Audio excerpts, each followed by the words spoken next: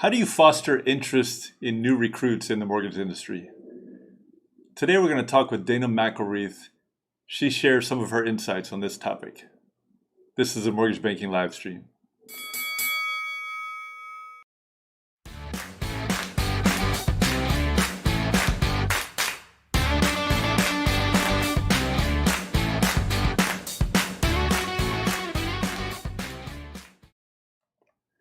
Welcome. This is a mortgage banking live stream. This is Troy Garris. Today is September 16th, 2020, and we are here to educate, to connect you with people and information, and to entertain. This is a live stream, so things can happen, things can go awry, but we're going to have fun with this. Today we're going to do a quick business update, and then we're going to jump in with our special guest, Dayna McElreath. A lot of you will know her already. She shares today some of her insights into recruiting. And this is a very important topic right now as the mortgage banking industry is booming, so to speak. And we also have an ongoing problem with not having enough raw talent and new entrants into this marketplace. So she'll discuss some of her experiences with that. A couple shouts out as we get started. The MBA annual convention is October 19th to 21st. That's going to be a virtual convention this year. Make sure you register for that. There's a lot of great content, a lot of great speakers. One of the chief advocates in our industry. Everyone knows that I'm a big fan of the National MBA. The Texas MBA also has its mortgage symposium and reverse mortgage day November 17th and 18th. Similarly, a virtual conference. And Texas MBA, people know I'm a big fan of Texas MBA. That's going to be a great set of a couple days of conference and events. And our guest today, Dayna, will talk to us a little bit, I think, about her experience with Texas MBA. She's the incoming president, so she has quite a challenge coming up for her as she goes into that role in 2021. And maybe she can share some of those experiences too. A couple of shouts out also. Ian Wright, thank you so much for the support. Sissy Larkin. Sissy, great seeing you last week. Sissy and I and Joanna Shelton at Republic State had lunch. One of my first experiences for lunch, my first business lunch since the pandemic came about. And it was kind of funny to be in a live setting. We were physically distanced. We were out on a patio. Everybody was wearing masks. Everybody was safe. It's important to do all that. But it was good to see you guys. And I do appreciate it. And I appreciate the support. A couple of, just a quick business update. NAHB, the National Association of Home Builders, people know that this is a great organization. And NAHB has been working feverishly to bring new entrants into the marketplace, people into construction that historically have not been there.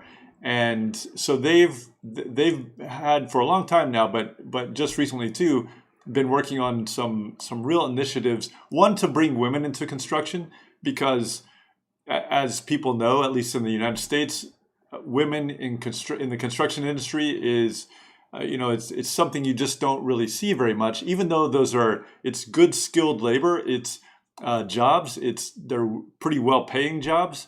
And there is a dearth of recruits and applicants in that industry. And so the NAHB is trying to introduce people, to bring people in the construction industry into what really are some very good paying jobs that traditionally just haven't been of interest. In addition, the NAHB has some initiatives to bring in people, sort of younger, newer recruits, people that are either they're not in college, or maybe they aren't currently employed in other industries in particular, and trying to get those people introduced to this idea, because again, just there's a need for talent, a need for people, and there are some people out there and they're just trying to marry up those two pools and try to supply the demand that's out there in ways that are very admirable and very well needed. Texas MBA and the MBA too, but the Texas MBA has been spearheading some efforts in that regard. And again, Dayna may be able to talk to us a little bit about that whenever she comes on. Mortgage apps. Mortgage apps are down a little bit overall from last week, down 2.5%. As you know, there's a bit of an ebb and flow. We are year over year. We're doing very well as far as mortgage apps being up. In fact, MBA reports that year over year, the new home mortgage applications are up 33.3%, an amazing jump. And I think everybody feels this, but it's one of the reasons that bringing new entrants into this marketplace in terms of finding good employees is so critical. It's been critical for a long time, and it just has been even harder this year and in more need this year as well. Loans in forbearance, good news here too. 14th straight week, loans that are in forbearance are down slightly to 7.01%. We're almost down under the 7% mark. It's very exciting to get to that point. It's something that we really need to focus on, and there's some real risk there because, as you know, the forbearance programs are sitting out there, and the moratoria on evictions as well sitting out there, and nobody quite knows what's going to come of that. And there's some risk that people need to be thinking about. Couple other shouts out. Carrie Goodman, thank you, Carrie. Thank you for the kind words. Christy Bobbitt, thank you as well. Christy at Home Point Financial. Doreen Goussard. Doreen, it's always good to see you. Thank you so much. We do appreciate the support. So let's move to the heart of today's show. Today we're going to have Dayna McElreath on. She's Regional Vice President at Mutual of Omaha Mortgage. She's a UT grad. I know that will be great for some people and offensive to others. That just is what it is. And she's been in a bunch of different environments. She's been in leadership roles. She's been in bank mortgage division environments. She's been in independent mortgage company environments. She has been a president of mortgage in a prior role. And Dayna, welcome to the show, and thank you for coming. And love to hear more about your background, your activities, and what you have to offer, and as far as advice goes in terms of how to get new people into the market. All right. Well, thanks, Troy. Appreciate that.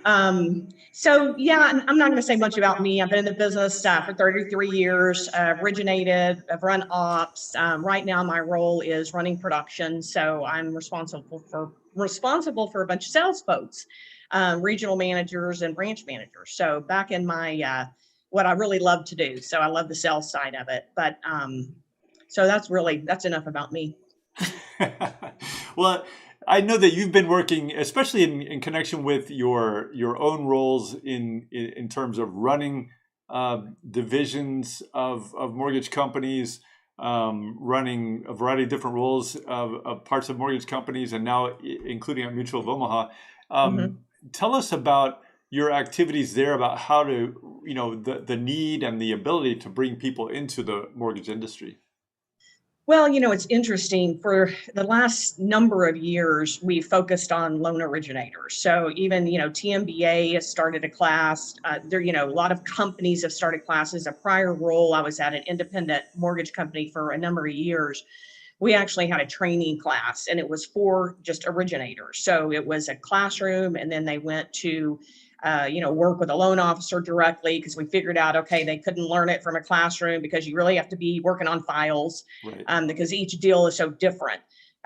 So put them with a, experienced mortgage originator to do that. And that ended up to be the best thing to do. But, now when I look around, I've basically turned into a processor recruiter.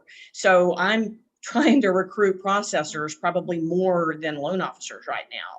And it's so difficult because, we've never said, okay, how do we get operations people in the business? And you can't really bring a processor in and train them when you're so busy. You don't have anybody to train them.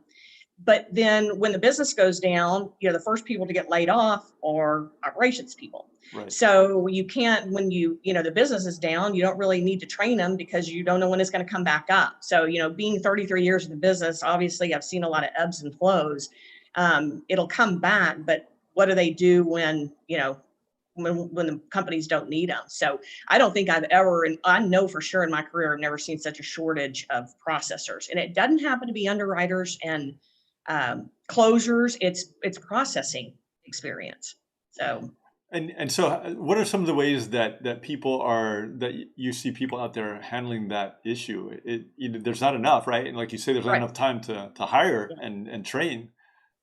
What are people doing? Well, we're having to hire and train. Yeah. We're probably hiring people that, they don't have as much experience as we normally would have hired someone, but we're putting them under a senior, at least to just get loans, through the system.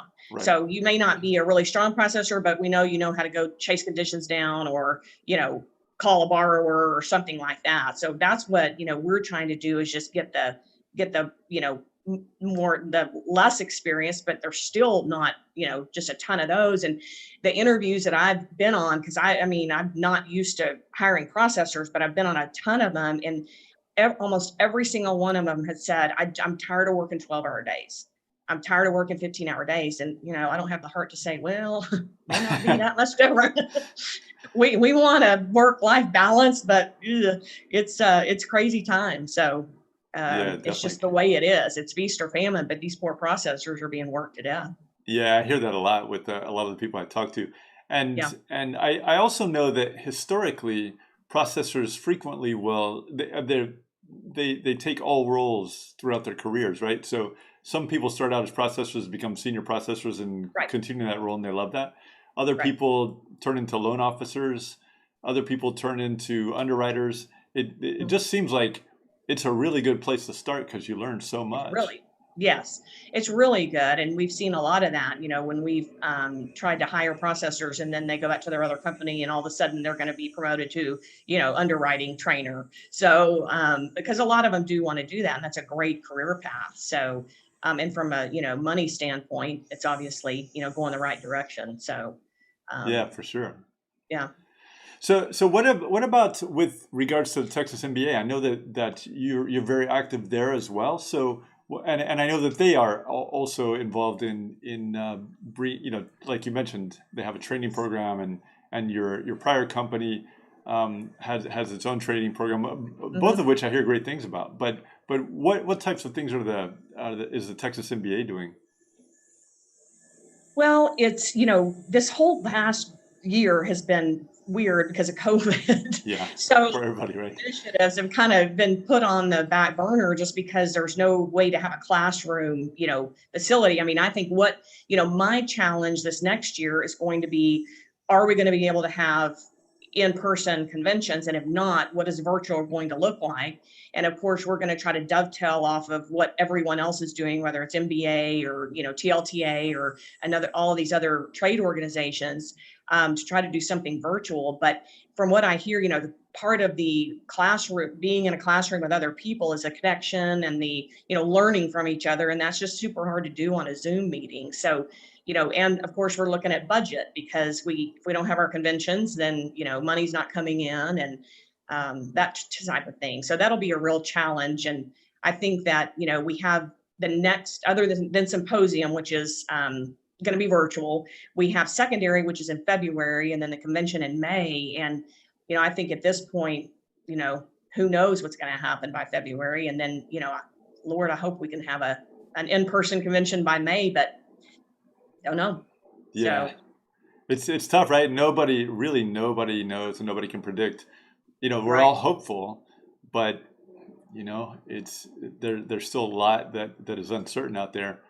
And I know that your colleague Jim Clapp, who current president of TMBA, Yes. has been working really feverishly to try to get everything done in time, try to get everything, Yes. so we didn't have to cancel conferences and the Right. like, but And it's really hard. exactly. And we're still meeting, and we have executive committee meetings and board meetings and all of that, and being engaged with all the initiatives that we've been. It's just in a different venue. And it's a little strange because there's a lot of, people in this business, and our vendors are all like to see people. So it's been a kind of a downer that we haven't been able to be together, but the work continues. So, the leadership at TMBA, along with the the staff and John Fleming, our legal counsel, we continue to, move forward and try to make sure that we, keep our membership informed and advocacy and all that goes with being a member of TMBA. Yeah, in fact, I imagine John is quite busy, this being a Yes. legislative year coming in. Yes. And so, and that also is different. And so Yeah. trying to figure out a way that, he can do all of the activities he needs to be involved in. And then in addition, having the advocacy components of the Texas MBA itself, all of that is difficult. And what that's going to look like this year is up in the air as well, obviously. So. Right. Well, we commend you and appreciate all that you do in that regard. And you've been involved in TMBA a long time. And in fact, I think that's where you and I first met. And that's right. I think, remember that bar? That's right. Just an excellent organization. It was in a session, I'm sure. Yeah, it was. I'm certain that's right. And by the way, I wanted to mention, because I know that you're too polite to do so, but we lost your daughter's participation as one of the new entrants into our market. But I understand she's also going to have a baby soon, and congratulations on that. That's correct. Thank you very much. Now she changed industries. Unfortunately, I was trying to support getting young people in, but she was kind of a once in a lifetime thing with a pharmaceutical company. So she changed industries, but mortgage will always be here. So yeah, and she's just an awesome person anyway. Well, thank you. And she'll do well no matter where she goes. Maybe we can lure her back at some point into mortgage, but I wish her well, of course. And but it does point out one of the challenges. All of the things that people think are these. Currently people think, especially like in the college age marketplace, that people think are cool. So like, the high tech and, coding or game development and these various areas, it's hard sometimes to introduce people and get people interested in, and even teach them that it exists in the mortgage industry. It's hard to get people to not focus, or even pharmaceuticals for that matter. It's hard to lure people away from those industries, even though we really need it. And there's huge opportunity in our industry for that. It really is. Mm-hmm. And it really is. And it's, a company's got to have some wherewithal to have training programs, because you have to pay these people, whether they're bringing in loans or processing loans or whatever they're not doing at the time that they're in training. So not just everyone can have a training program, because you got to, it's a lot of outgo and no income coming in. Yeah, right. And so how do you, as a person who oversees lots of people, how do you, once you get the people in, how do you hold on to them? Because they're always trying to people are always trying to lure them away. Yeah. Good question. I mean, it's hard. Everybody's getting, especially with the technology we have these days, with social media, with LinkedIn, with Facebook, everybody's getting hit on like you would not believe. And, it's hard. It's just trying to make relationships, staying connected with your people.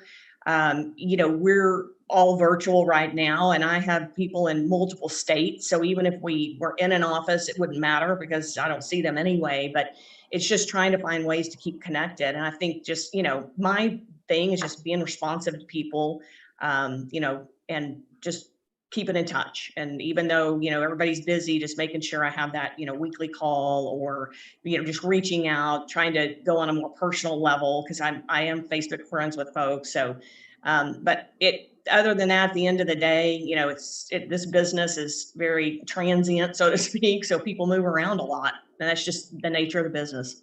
Yeah, for sure. And I'll tell you, for myself, I find I'm a people person anyway, but I find that a lot of people these days, and probably as a trend anyway, the younger you go, the more this occurs. But there's a lot of texts and a lot of emails and so on, and less telephone conversation, less face to face, of course, right? Especially now, but even in normal times, and not even Zoom calls. And I think for me, the personal need to feel engaged, and I have my own biases anyway, but I would always much rather talk to somebody on the phone or on a Zoom call or in person than to send an email or a text. Those tools have their place, but people will frequently email me or text me or something like that, and even my kids, and I call them. I call them back, or I Zoom call with them, and because it's that relationship. There's a relationship-based business. I think most businesses probably are, and that's what you remember. And then I try to make, for me anyways, I try to make my people feel loved and cared for and know that they're part of a team and a bigger feel connected with something. Yeah. Exactly. So I think for my own perspective, it's different for every person and every company and every industry, but finding new ways to do that. I think this is a time when we really can explore some new ways of being connected. I would agree. Yeah. New challenges, of course, anyway. Of course. Yeah. Well, listen, I know you're super busy, and I don't want to take up your entire afternoon, but any other thoughts on maybe a plug for TMBA, even other thoughts on how to get people involved? I just, TMBA obviously is near and dear to my heart. It's, I had started a mortgage company from scratch, wouldn't have been able to do that without my connections in TMBA, literally. So it's, it's advocacy for, the laws that are coming up. It's information and support for our members. So I definitely would plug TMBA. It's a great organization. It's cheap to join compared to everything you get that comes along with it. And talk about connections. I mean, just the connections that you make and the people that you meet. And there's always someone you can reach out to help you in your business. Yeah, that's very true. And I encourage people to join. It really is just and I think among organizations, generally speaking, one of the best in the nation, and certainly one of the best in the industry. And then just there's some others out there, but Texas MBA it's big and it's powerful and connected, and there's somebody who does everything. For anything you're looking for, there's somebody in the TMBA who knows how to do that, or knows somebody who doesn't know how to do that. Oh, for sure. Yep. Yeah, it's an amazing organization. Right. Well, listen, thank you so much for joining us. Good luck to you. You'll be a grandmother now. I think I just said that live. Yeah. Love it. No, congratulations. That's an exciting development in your life. As we close out, a couple of thank yous. Brent Duham at Loan Depot. Thank you, Brent. Jeff Bolin. Jeff, we had your wife on just recently, and we appreciate it. Mimi Pierce, Paxton. Thank you, Mimi. So good to see you. Just Trey Worley's here. Norman Koenigsberg. So many great people here. Just thank you all very much. And we do appreciate everything that you do. And if this information is helpful and meaningful to you, go ahead and subscribe. My contact information is below in the YouTube channel, so you can reach out if you want a topic addressed. We'll address it. And we will see you in the very near future. This is the Mortgage Banking live stream. Have a great week.